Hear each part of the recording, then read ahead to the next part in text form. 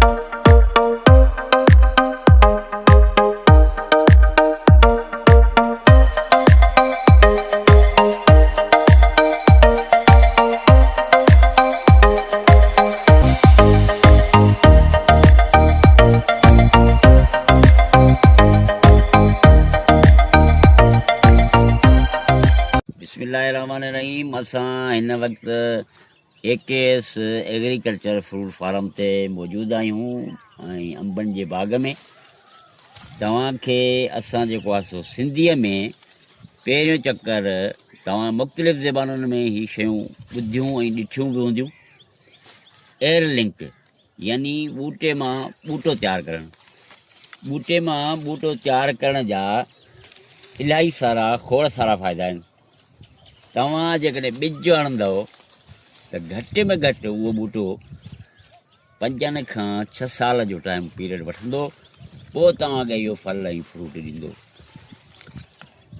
पर जेकॾहिं पाण ॿूटे मां ॿूटो तयारु कंदासीं एयर लिंक जे ज़रिए, त इहो जंहिं बि जिन्स जो तव्हां हणंदा उहो उन यानी जंहिं सीज़न ते अंब फ्रूट झलींदा आहिनि उन टाइम यानी तव्हांखे ही फ्रूट झले ॾेखारींदो। पर सभ खां पहिरीं पाण हाणे वेझो करे थोरो ॾेखारिजो। एयर लिंक जो ही तरीक़ो आहे त तव्हां 1 या 1.5 इंच जेको आहे सो आसानी सां सुहिणे नमूने सां हिनखे गोल दायरनि में टुकोड़ींदा ऐं पोइ हुनजी इहा खल जेका आहे असां बिल्कुलु बि लाहे छॾणी आहे। हिन ते कंहिं बि क़िस्म जो थोरो बि छोॾो जेकॾहिं मौजूदु हूंदो त हीउ एयर लिंक कामयाबु न थींदो। स्टॉप कर। हा, तव्हां ॾिठो नॉर्मल मिटी जेका असां हिनखे अटे जे पिनवड़े जेतिरो हिन जे मथां रखियो आहे। ख़्यालु कजो त मिटी जे अंदरि किचिरो वग़ैरह न हुजे, साफ़ु सुथरी मिटी हुजे। हाणे असां प्लास्टिक खणंदासीं। तव्हां वटि जेकॾहिं प्लास्टिक न आहे मौजूदु, पैसनि जो तव्हां नथा वठी सघो, तव्हांखे शॉपर्स अचनि थियूं मुख़्तलिफ़ भाॼियुनि में, सब्ज़ियुनि में ऐं मुख़्तलिफ़ जेको आहे सो खाधनि पीतनि जे सामान में तव्हांखे शॉपर्स अचनि थियूं। उनखे सुहिणे नमूने सां कटाई करे तव्हां इन सां पिणु इहा एयर लिंक करे सघो था आसानी सां। हाणे हिन जो ख़्यालु रखिणो आहे त हीअ चारई पासा बिल्कुलु परफेक्ट तरीक़े सां बंदि थी वञे। ईअं न त हिन जी का साइड तव्हांखे खुलियल नज़र न अचे। यानी हाणे मूं ॾिसो तव्हांखे बंदि करण जो तरीक़ो पिणु सेखारियो आहे।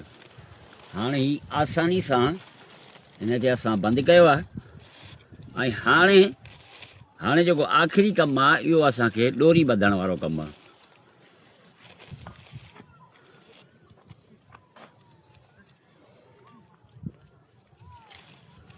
हाणे तव्हां ॾिसो ही प्लास्टिक इतफ़ाक़नि तव्हां असांजा व्यूअर आहियो, तव्हांखे सिधी ॻाल्हि था ॿुधायूं त असां फ़िलहालु कैंची वग़ैरह जो इस्तेमालु न कयो, सो थोरो वॾो थी पियो आहे। बहरहाल तव्हां हिनखे नॉर्मल तरीक़े सां कटिजो, कटे घरां खणी पोइ जेको आहे सो तव्हां ईंदव ऐं हिनखे बिल्कुलु छिक ॾेई ॿधी छॾिणो आहे। हीअ एक्स्ट्रा असांजो प्लास्टिक ज़ाया थिए थो। ऐं पोइ जॾहिं हिकिड़ी ॾोरी ॾिजो, कैमरा खे थोरो वेझो करे ॾेखारिजो कैमरामैन। सो हाणे बिल्कुलु ॾिसो हिन जी चारई तरफ़ जेको आहे सो हवा बिल्कुलु बंदि थी चुकी आहे। ऐं